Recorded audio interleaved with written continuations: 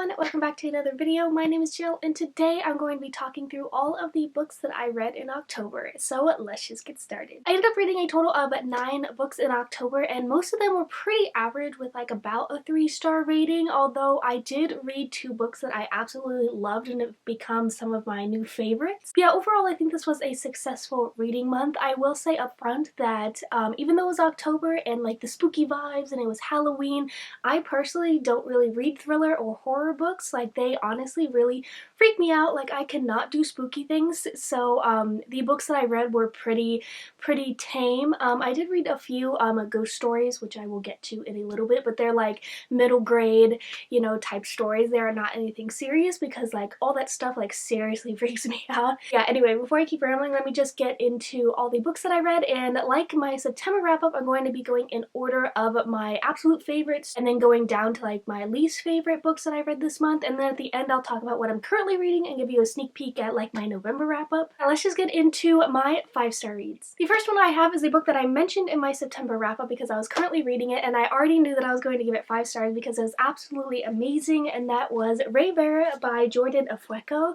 This book is definitely on my favorites of the year list now. It was absolutely enthralling. It was wonderful. Basically is this African inspired fantasy story that follows a girl named Terasai, and she sort of grows up in this weird like secluded house, and she's not really around anyone except for her mother, which they just call the lady, and the lady doesn't really take care of her. She's kind of in and out, and so Terasai is kind of starved for affection. But then one day her mother ends up telling Terasai that she has to go to the capital in order to sort of compete in this weird kind of competition to get on the Crown Prince's like Council of 11. And this is a really good deal for Terasai because again, she's been starved for affection, but right before she's about to leave, her mother actually ends up saying to her that she has to kill the crowned prince. So then you kind of follow Terasai kind of having to decide where her loyalties lie. That was kind of not a good summary of what this book is about because it is so much more than that. Like, first off, the magic system, absolutely amazing. I'm going to keep it very vague because of spoilers, and I really think you guys should read this book.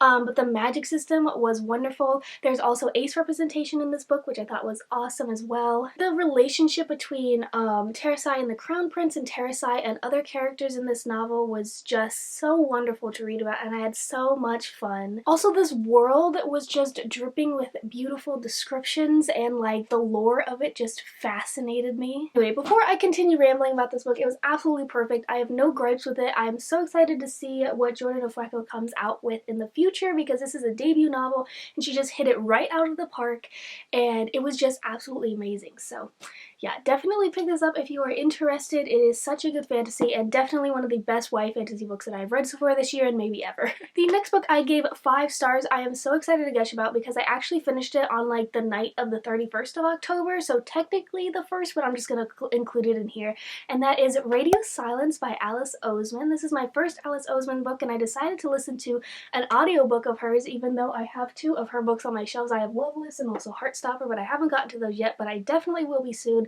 because this book was absolutely 5 out of 5 stars, another favorite of the year for me. I was kind of hesitant going into this book because the summary is kind of vague, and I had heard people kind of compare it to Fangirl, and I had read Fangirl like so long ago and I liked it, but like Fangirl isn't like one of my absolute favorite books like it is for some people. But I will say that this book is kind of similar to Fangirl in that it follows like this internet podcast and there's like excerpts from the podcast like sprinkled in the book, but I think this does what Fangirl tried to do like even better.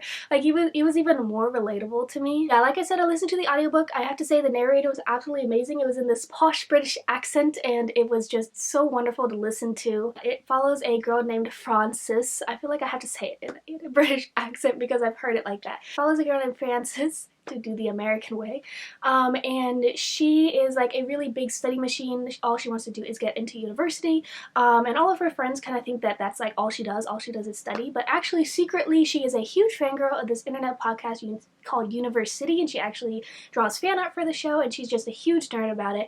She ends up stumbling upon the creator of this podcast, and they become like the best of friends, and I think the most notable about this book is that the author, or like Frances, I guess, says like right up front that it is not a romance, it is a pure friendship between the main guy and the main girl, and that was just That was such a breath of fresh air. I didn't even know how much I needed like a purely platonic like YA story. Also, this book is just bursting with diversity and representation.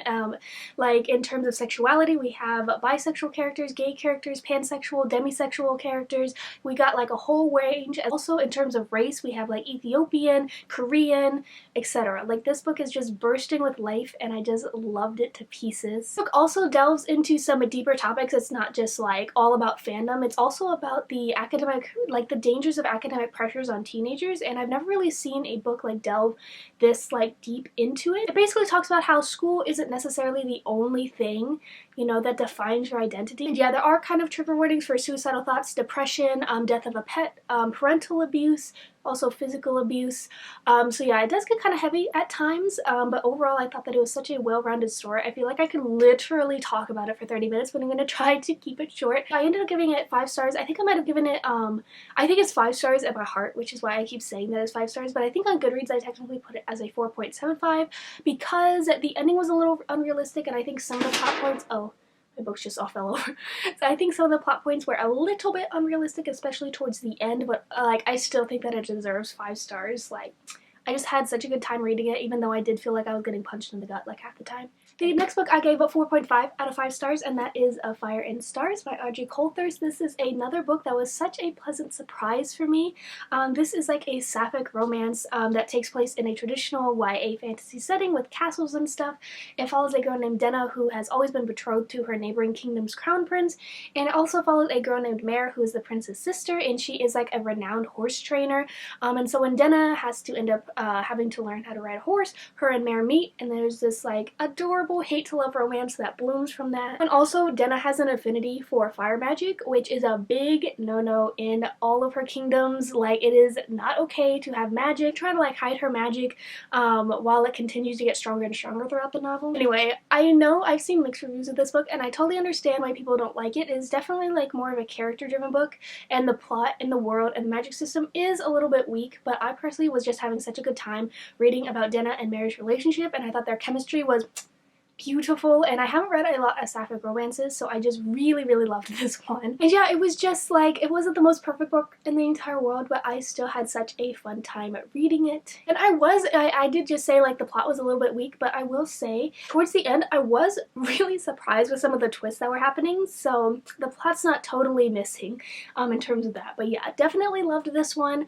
Is it an absolute new favorite of mine? I'm not sure, but still had a really fun time with it. The next book I have here is a book that I gave it 3.75 stars, and that is Grown by Tiffany D. Jackson. This book was a lot. I listened to it on audiobook and it was very tough to get through at times. I will say the trigger warnings now just because I feel like you really need to be aware of them because they aren't just suggested, they're kind of like very either heavily implied or they do actually happen on the page, so just be aware going into it. Maybe check some more reviews because I might be missing some here, but I had trigger warnings for sexual assault, emotional manipulation, physical abuse, murder, rape, mentions of suicide, grooming, drugging, kidnapping, and pedophilia. This book is a lot. It follows a girl named Enchanted, and she is a young black girl who has a dream of having a singing career. She ends up meeting this guy named Corey Fields. And he basically promises to make her famous. This is based on the R. Kelly case, which if you haven't heard, it is kind of follows a similar vein. It is about a black male singer who ends up grooming a bunch of young girls and having sexual relationships even though they're minors. I do think that if you can get past those triggers and that if they're not a big deal for you, that this is definitely a good book to read. The reason why I didn't rate it higher is because I felt like Tiffany D. Jackson was trying to do a lot of different things at once, and so the book kind of felt a little chaotic to me, especially towards the end. Like it was like part contemporary, part thriller, part like murder mystery. Like it was trying to do all these different things at once, and I felt, like I said, a little bit confused. Obviously, like it wasn't a pleasant reading experience because it made me super nauseous while reading it. Like not a fun time to read, but I think this is an important topic to talk about, and it also kind of delves into like how the media, you know, portrays Enchanted and Corey, and how Corey is always like this golden child, like can do no wrong, and like, oh, it's the girl's fault for like falling for it, or it's the girl's fault, or the girl's lying about the extent of their relationship. I'm really interested in reading more of Tiffany D. Jackson's work because I didn't know that she does actually write, I think, mostly like YA thrillers. Like when I was going into the book, I thought that it was just going to be a contemporary. I didn't know that it was going to have this thriller element, but that was a cool surprise. Anyway, for this next book I gave it 3.5 stars, and that is Luster by Raven Leilani. And I have to like put a big like disclaimer on this and say that this was very much out of my comfort zone. It is not something that I normally read, and I feel like I personally didn't understand a lot that was happening, a lot of the metaphors, just because I've not read books like this, hence the low rating. I do think that this book is very good in some ways, but there were just some things that I just could not understand that were going on. This is another really heavy, messy book. I've heard people compare it to Queenie, which I have not read yet, but it is on my TBR. This follows a young black woman who is 23, and she ends up getting into this sort of open marriage situation with like this old white guy, and definitely past like the first like 25%, like it's not about the relationship. Like it is about like the different ways that loneliness can like come about in humans, and it was very dark. It's also told in sort of stream of consciousness. We have the main character, and it's very much like just what she thinks. Like she'll look out the window and notice things, and like it'll be like really like swirling around. And I had never really read a book like that, so that was kind of jarring. And for me personally, I've never read a book about open marriages before. That is something that kind of makes me uncomfortable personally. Like nothing against people who have open marriages, open relationship, you guys rock, but it's just not something that interests me, and so that was definitely out of my comfort zone. And yeah, like I feel like this book had a lot of symbolism and metaphors and stuff that I just could not understand. It also was very nihilistic, I think it's the right word. Like there is nothing good, nothing happy happens in this book, unless like I might have missed some kind of hidden happiness or hope. But it is like the main character is very cynical, which if you know her life and follow her journey makes sense, but it wasn't like necessarily like a fun time to read about because it is very dark, very pessimistic kind of thing. But definitely I think the writing was very beautiful. But yeah, that's just my personal opinion, so take it with a grain of salt. But yeah. Next up, I read my 2 ghost stories of the month, and they were 2 middle grade books written by V.E. Schwab. That was City of Ghosts and Tunnel of Bones. City of Ghosts I gave it 3 stars. It basically follows this girl named Cassidy, and her best friend is a ghost named Jacob, and her parents are like Ghostbuster type people, and they like have a TV show, and so they go around to different like famous ghost cities like around the world, like Paris and Scotland kind of thing, and they hunt ghosts. But Cassidy can actually see ghosts, and she can pass like in between this thing she calls the veil, and so she can see ghosts that way too, and she can kind of help them like kind of move on. Anyway, so it was super cute. I gave the first one 3 stars. It wasn't anything like remarkable, but I did have such a fine time reading it. Tunnel of Bones I actually gave a 3.5 stars. I think that it was much better than the first one. I think the plot just made a lot more sense, and it was much more entertaining. Like I actually was kind of getting nervous for Cassidy. But yeah, overall these are just very solid, you know, middle grade stories. And again, V.E. Schwab, I love her as a writer, and so she did not disappoint in terms of this either. But yeah, this was kind of the extent of my spooky books for the month of October because I am a huge ass wimp.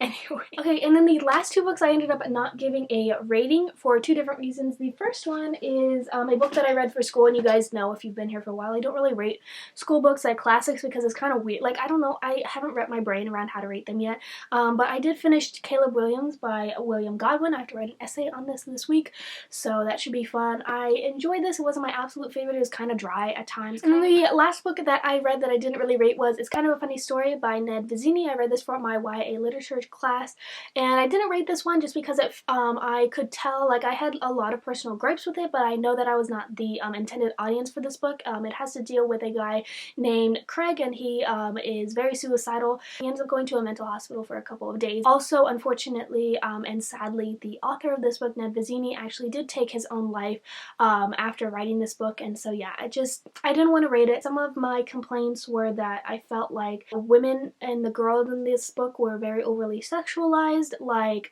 in the mental hospital, Craig meets a girl, and all he can think about is wanting to like have sex with her and date her, even though, like, you know, he's in a mental hospital. And also there's kind kind of like this general sense of it being a little bit unrealistic, just in the fact that Craig, you know, who is this 15-year-old boy, comes to the mental hospital, but he ends up helping all of these like middle-aged patients sort of overcome their difficulties after only talking to them for a couple of days. But yeah, I am glad I read this because, like I said, I know that it has helped a lot of people. Okay, so those are all of the books I think that I have read this month. So now I'm just going to quickly mention 2 books that I am currently reading. First one is what I'm currently reading again for my YA class, and that is I Am Not Your Perfect Mexican Daughter by Erika Sanchez. And this book is definitely my favorite book that I've read so far for this class. It follows this girl named Julia, and her sister has recently died. So she has a lot of difficulty kind of navigating her family after her sister's death, and she also is trying to figure out like what happened surrounding her sister's death. I'm really enjoying it, and I'm glad that I'm reading it. And the last book that I'm currently reading that I really wanted to finish by October, but I didn't end up doing that, but that is Cemetery Boys by Aiden Thomas. I am currently on page 156 of this book, and I'm just loving it so much. I'll talk about it more in my November wrap-up, but yeah, we got trans, Latinx, and a ghost story, and like such a good time, and I'm having so much fun. Okay, so those are all of the books that I read in the month of October, and all of the books that I'm currently reading that I'll talk about more in my November wrap-up. Let me know down below what your favorite book that you read in October was, along with maybe your least favorite book or anything that you want to chat about. Give this video a like if you liked it, subscribe if you want to see more of me, and I'll see you later in another video very soon. Bye!